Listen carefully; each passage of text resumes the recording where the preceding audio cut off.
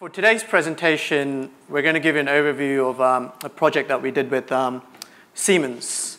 So we've been working with Siemens, and we've developed a agent-based simulation model that basically captures their business operations of their industrial gas turbine fleet. Before we go into that, it's a clicker over there. So before we go into that, I'm just going to quickly give you a brief overview of what Decision Lab is and what we do. And moving on from there, I'll go into our model, which is called Atom. I'll explain where the name came from.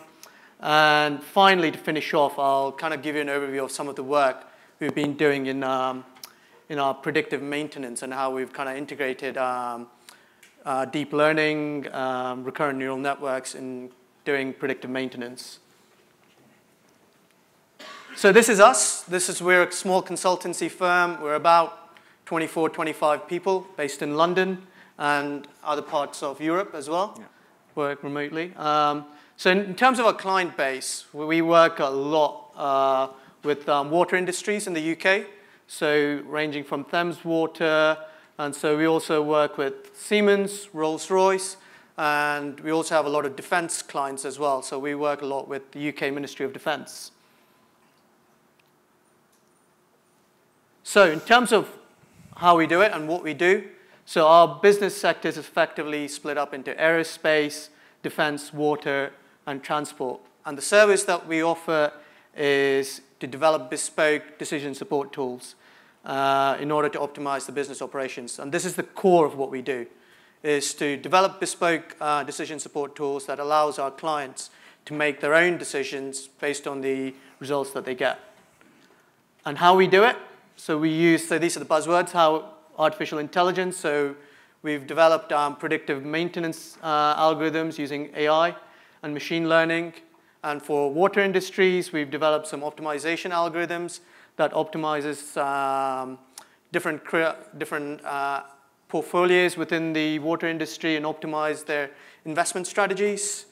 And in simulation, so we're going to present the Atom model that we've developed with Siemens today. So, Atom. Atom stands for Agent-Based Turbine Operations and Maintenance. Before I kind of go into the details of how Atom works and how we've actually developed it in AnyLogic, I'm just going to give you some background in what it's actually about and how it kind of came about. So, Siemens Energy, so they produce and develop a lot of industrial gas turbine engines. And most of their client base is oil and gas companies, electrical power generation systems, and also power generation for industrial applications. So they have a whole fleet of industrial gas turbines. But recently, they acquired an aero-derivative gas turbine engine from Rolls-Royce, and that was introduced into their product line. So that is the Trent 60. Now it's called the Siemens SGT A65 aero-derivative gas turbine engine. So the introduction of this new product resulted in some complications associated to in-service performance issues, new failure modes that they didn't really foresee, and the tools that they had to forecast all these were Excel-based tools. So the results they got were, pretty terrible, if I'm being honest. So they came to us, so we had experience working with Rolls-Royce. So we've done a similar kind of model on the aerospace engines side of things and modeling the operations of the aircraft fleet for Rolls-Royce engines. So the exam question is, so what are they trying to get out of this?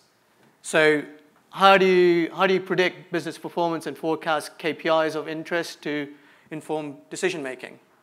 And how do you evaluate investment options? So how do you run what-if scenarios very quickly to understand where should they invest? Should I invest in a new production facility? Should I put more inventory?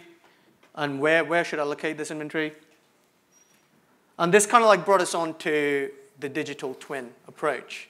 So for me, what is the digital twin first? So the way I'd like to think about digital twin is in two, really.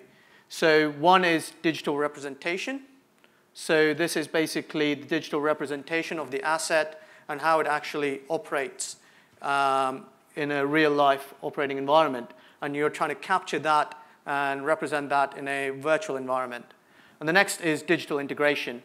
So this includes like integrating AI, machine learning, and data analytics tools into a digital simulation model. And the simulation model is able to continuously learn and adapt itself to multiple scenarios. So right at the moment, where we are is in digital representation. The focus of this model is on digital representation. So taking the asset and representing it in a virtual environment. And how do we do that? So we modeled various aspects of it. So one is the customer operations. How do different customers operate the Siemens gas turbine fleets? So, for example, one customer might operate it quite heavily during winter period. Another customer might operate it in a hot sand desert conditions. So what is the failure modes associated to that versus operating it in a cold condition? So we capture all the customer operations associated with that. Another thing is maintenance facility operations. So Siemens currently has two main maintenance facilities, one in Montreal, another one in the Middle East. So we capture all those maintenance facility operations. Another aspect is the engine characteristics. So this is the stochastic nature of the simulation model. So we capture different failure modes associated to different components of the engine. And we model them using Weibull distributions. So this is typical standard reliability engineering approaches that we adopt. Another aspect is the supply chain. So Siemens customers are worldwide. So they're all over the place. So the supply chain logistics is one of the critical parts of this model. So what does this model provide? So using this model, we're able to capture and forecast system KPIs. Another main important aspect of this is we can actually visualize the fleet operations of the entire Siemens fleet. And this is something that Siemens actually requested quite a lot. And it was quite useful for them to actually visualize the bottlenecks in the system and see how the system is actually performing. And then they can also run what-if scenarios. So we have a user interface that allows them to run quick what-if scenarios, but also they can delve into the input database and actually change more detailed nuances of the model and run more detailed what-if scenarios if they wanted. So Vitor is going to go into the model and do a deep dive into the model and kind of give you an overview of how the model works. Hi, everybody. I'm one of the developers of the model, and I'm going to show why did we develop this way. So the model is quite complex. There's a large set of agents from the engines, from the module within the engines, from the parts within the module within the engine. So it's quite complex. So the parts trigger the failures, which require the engine to be maintained. And also the customers, so the maintenance facilities, all the logistics decisions within the whole process. So it's a quite complex model, but we decided to make it a bit more user-friendly. So we did it in a way that like upper management or analysts can easily use it. So this is just a GIF representing the user interface. So setting up the experiment, it's quite easy. Some standard Java string stuff. You just run the model and so on. This is just loading the agents. And this is how the model looks like when you're running it. So it's quite interactive.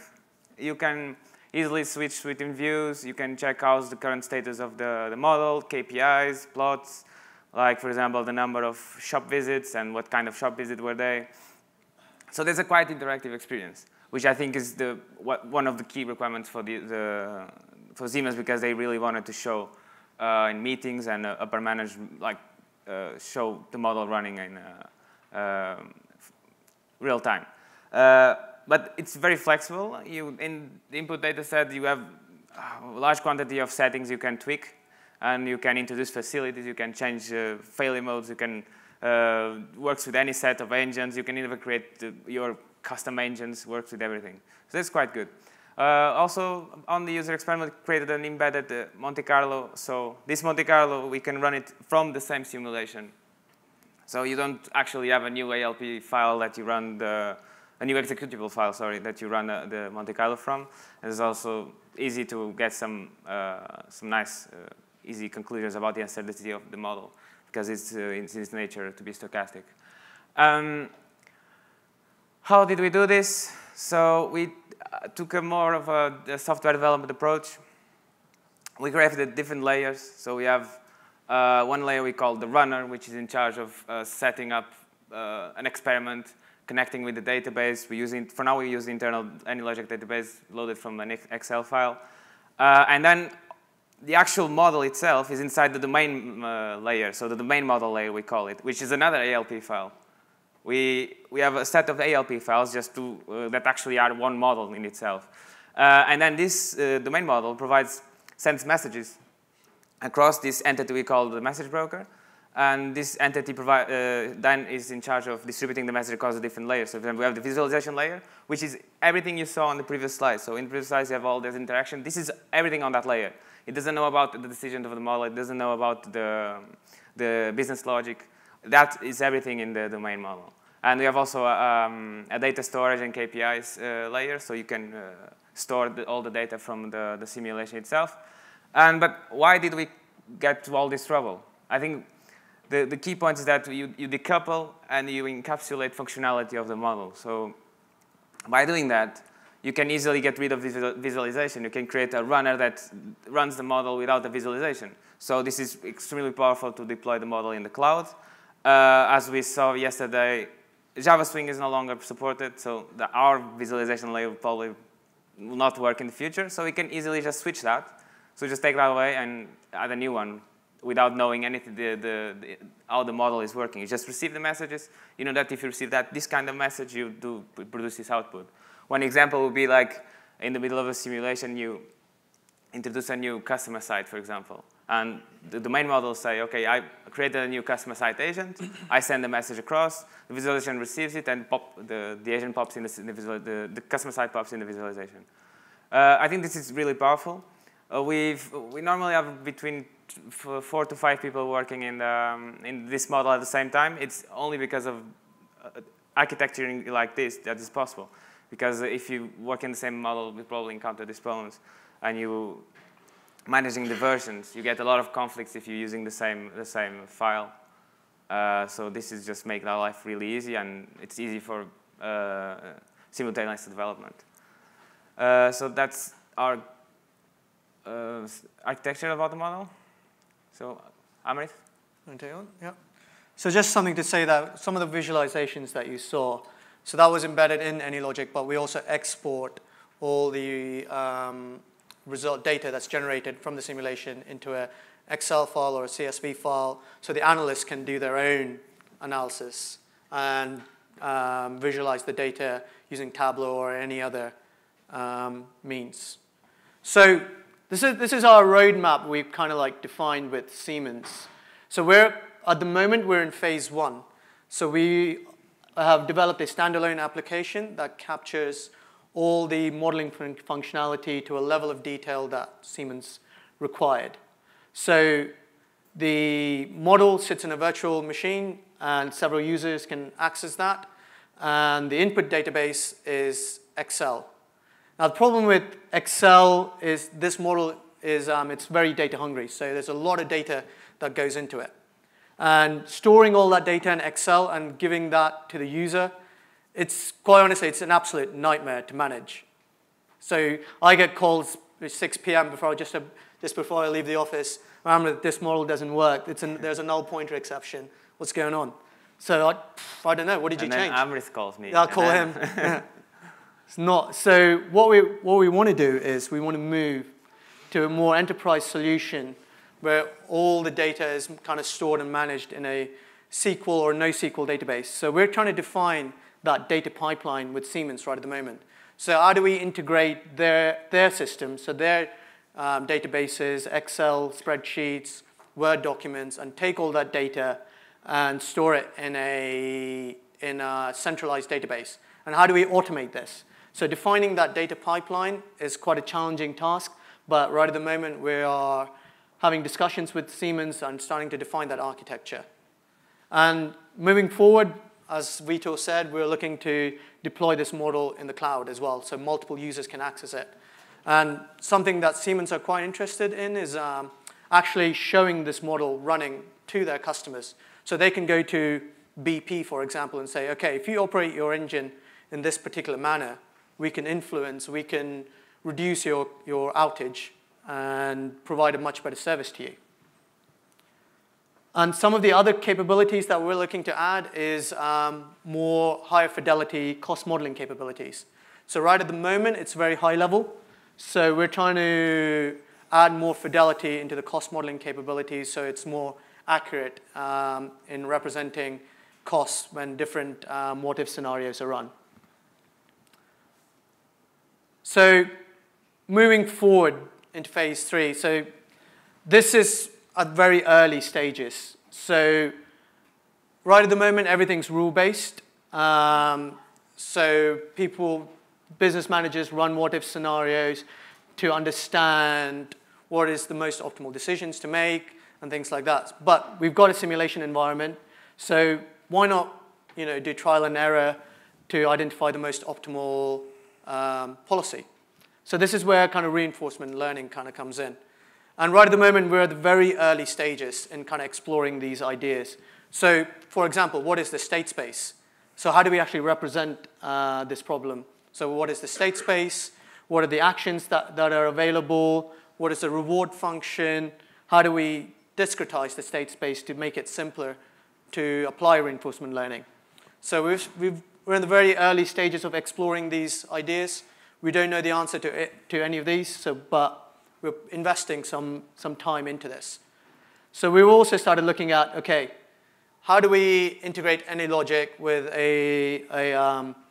with DL4J, which is the deep learning library in Java? So what is the architecture, and what does that look like? Does DL4J, will it sit in AnyLogic, or will it be outside of AnyLogic? We don't know yet. So just to kind of say that we've been using AnyLogic as a core simulation tool because it's not a closed-form solution.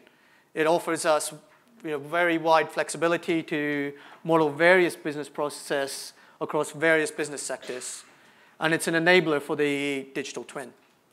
So for example, one of the use cases is we've been working with the British Army, trying to model their supply chain for the power packs that go into their training tanks.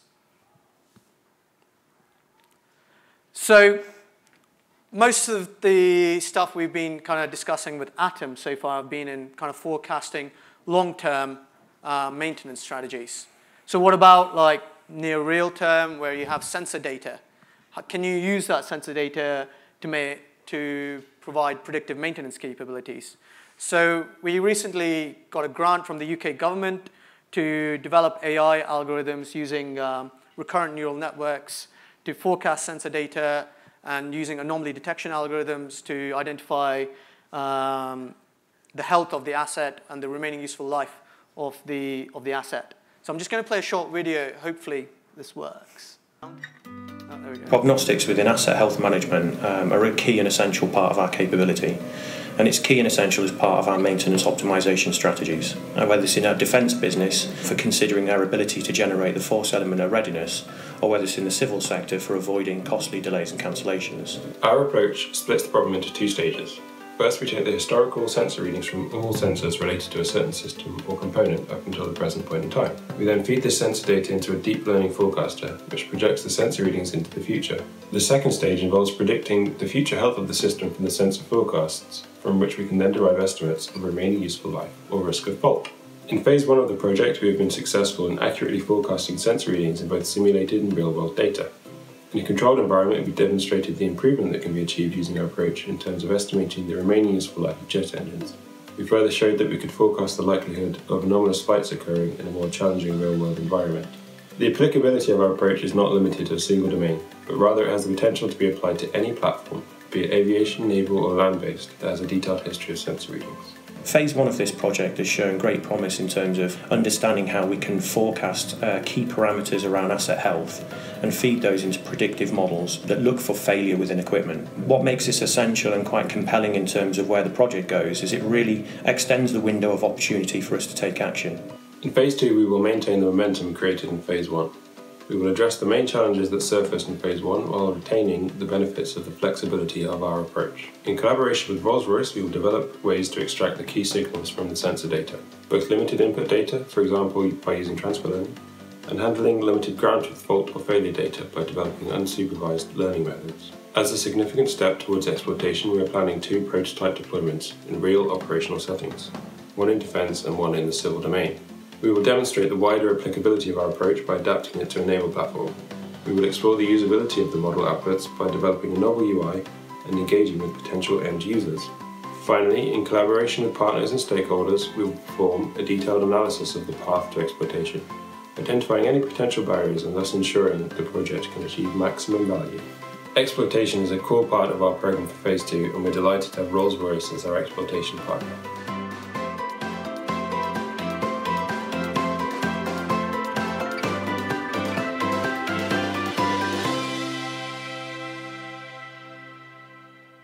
So just to say some words on that. So we've come to an end of Phase 2 of this project, and we've actually deployed a prototype system with the Royal Navy on their Type 45 destroyer. So it's a proof of concept model we've deployed on the Type 45, but over the next 2 years we're trying to take that into a production environment with the Royal Navy. So to summarize, the Atom model is an enabler to the digital twin. It provides the capability to run what-if scenarios and understand business investment decision-making.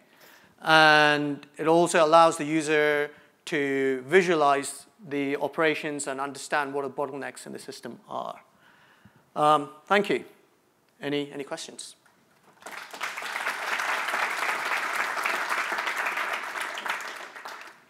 As you try to build your digital representation of the, I guess, the turbine, this is a fairly new product, I suppose. Where do you get the data to try to train your individual parts' lifetime expectations and things like that? I'm sure that you guys encounter some challenges, so if you don't mind, you can share some of those. Yeah, sure. I mean, with Siemens, so prior to Siemens, Rolls-Royce were operating that engine. So when Siemens purchased that particular product from Rolls-Royce, they inherited some of that data from them. So there already was some prehistoric data. But you're right, there is a lot of data that's missing. And most of it's based on kind of qualitative judgments from engineers where we kind of have to go out in the field, or Siemens kind of provide data based on the knowledge that they already have. But you're right, there is a lot of missing data in there, and because of that, we have to kind of exclude some of the engines from our simulation model. Yeah. From your brief demo, it looks like you have a fairly comprehensive front end to the model that you developed, and you also mentioned that you thought it'd be fairly straightforward to incorporate the new HTML5 technology that they discussed yesterday. I wonder if you could elaborate just a couple of minutes on that process that you expect to happen. We still don't really know how the APIs and those kinds of things work with the new version of AnyLogic. My opinion is that we'll simply ditch this one, try to follow the same kind of layout, but with HTML5 code.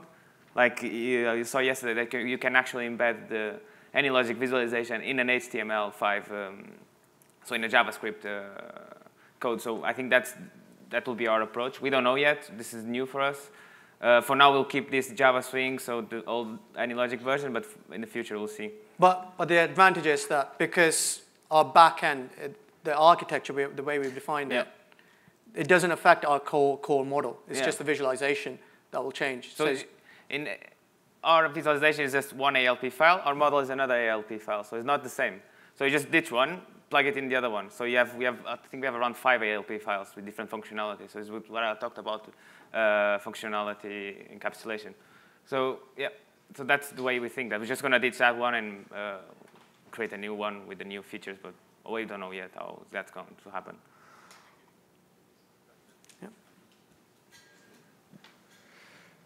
So you've mentioned a couple times how you have a series of different ALP files creating your model. Why did you decide to use more than one ALP file? Did you find any advantages instead of just making one big model? Yeah, so the idea comes from software development where you try to, a visualization layer should not interfere with the model itself, should just communicate between messages. And this comes from software architecture. We decided to apply this to our model because it makes life much easier to segregate pieces of functionality, so input, outputs, data collection, visualization, and then the model. And this also brings a lot of advantages working in teams, because we're like around 4 or 5 people work at the same time in the model. So I can easily be working on the domain model, my colleague will be working on visualization, we can swap, then we merge everything together, which there's no conflicts because it's a different file, so you don't encounter these kind of problems that, if you know AnyLogic, it creates a huge XML file. And when you try to merge those, it's just a pain. So as long as you know the interface between the functional between the ALP files. We use Git, so we normally we encounter these problems often, especially with these XML files. So we find this solution, it really brings some advantages. No?